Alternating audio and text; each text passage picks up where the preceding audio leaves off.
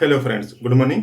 आज के इस वीडियो में बात करते हैं मस्कुलर डिस्ट्रॉफी की, जो कि चाइल्ड एज प्रॉब्लम है। छोटे बच्चों में अधिकांशतः देखी जाती है मस्कुलर डिस्ट्रॉफी। इसी से मिलता जुलता टर्म है मस्कुलर एट्रॉफी। दोनों को समझने की कोशिश करते हैं कि बेसिकली दोनों में डिफरेंस क्या है और कैसे इसका ट्रीटमेंट संभव है या फिर नहीं है। थोड़ी सी बात समझते हैं फिजियोलॉजी से। तो देखिए, यहाँ पे एक इस तरह से एक छोटा सा बच्चा है ना, 6 से 8 महीने का है। यही बच्चा कभी न कभी बड़ा हो जाएगा। इस तरह से बड़ा हो गया, तो ये जब बड़ा हो जाएगा तो मसल्स की संख्या नहीं बढ़ेगी। यानी 6 से 8 महीने का बच्चा हो या फिर 20-25 साल का एडल्ट हो,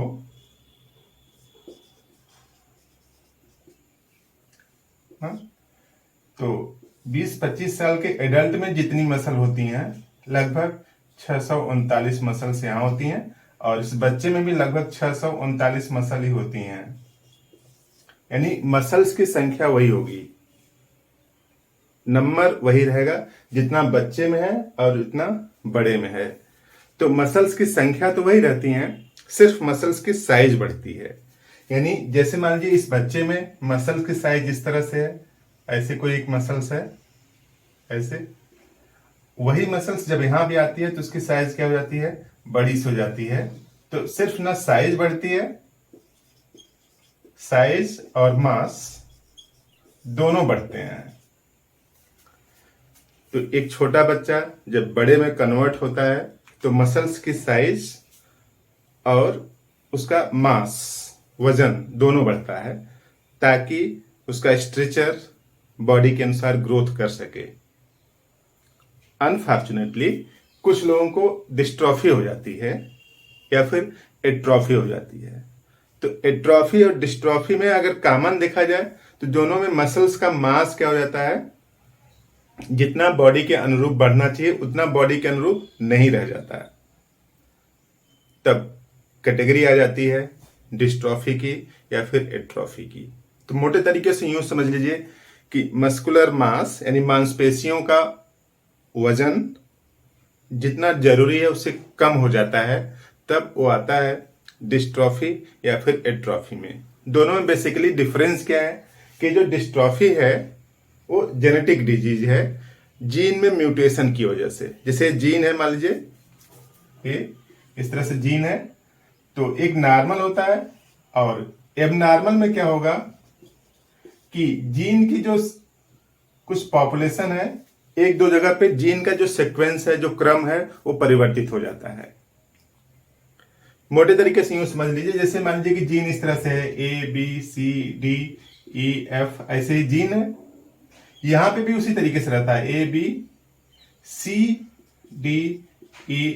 यानी कोई एक जीन कन्वर्ट हो गया है दूसरे में, यहां पे आ गया T, यानी जहां पे C होना चाहिए वहां पे क्या आ गया, T आ गया। इसी को म्यूटेशन बोलते हैं। तो जीन में अगर म्यूटेशन हो गया है, उस वजह से इस मांसपेशी को बढ़ने के लिए जितने प्रोटीन की जरूरत होगी, जितने अमाउंट में प्रोटीन की जरूरत होगी, वो नहीं बनेगा।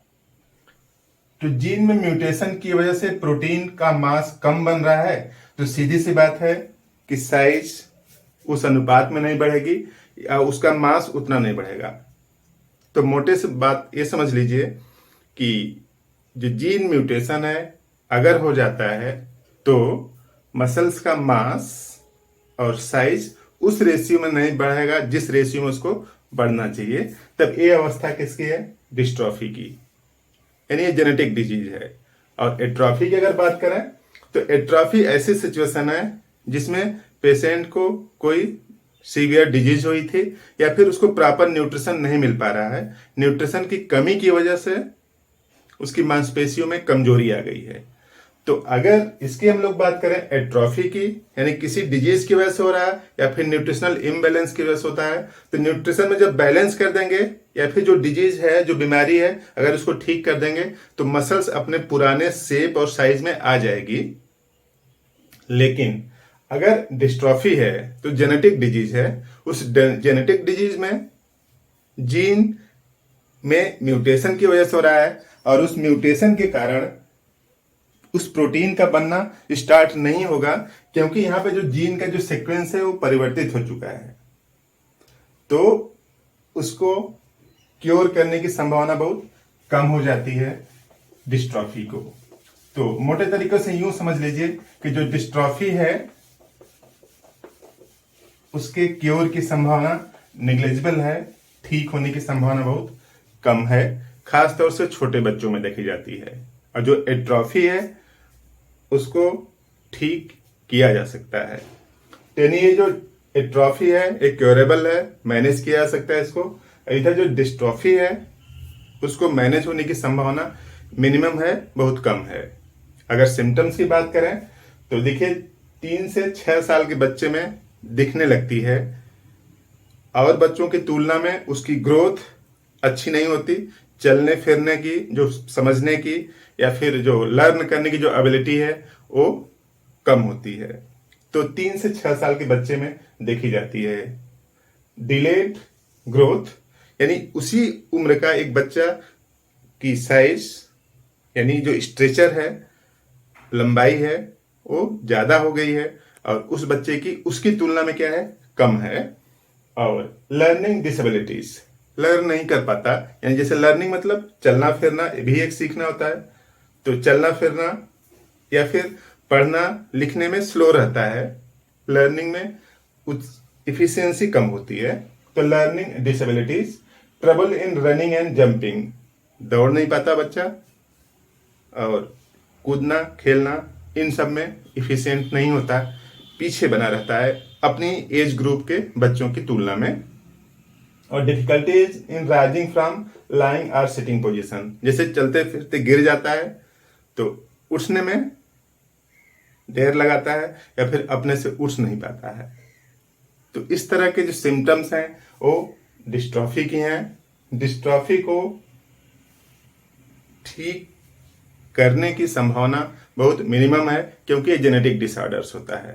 एट्रॉफी में आप अच्छा कर सकते हैं, एट्रॉफी को रिवर्स किया जा सकता है, मस्कुलर जो वीकनेस है, जो कमजोरी है, उसको ठीक किया जा सकता है।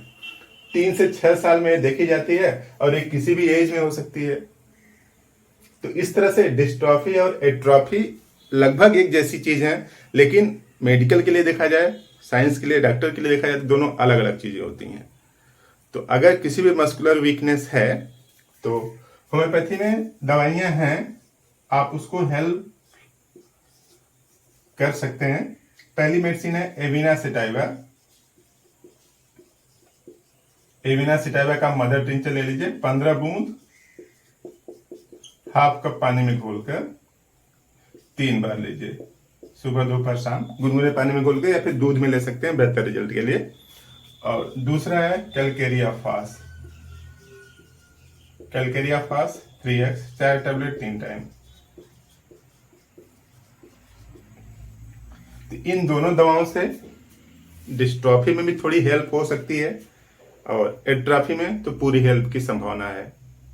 तो इस तरह से एट्रॉफी क्योरेबल है, मैनेजेबल है, जबकि डिस्ट्रॉफी को मैनेज होने की संभावना बहुत कम है। तो कुछ बात समझ में आई तो इस वीडियो को लाइक कर दीजिए, चैनल पर नए हैं तो सब्सक्राइब भी कर दीजिए, शेयर भी कर सकते हैं, किसी को जानकारी मिल करके इलाज की संभावना अधिक हो सकती है।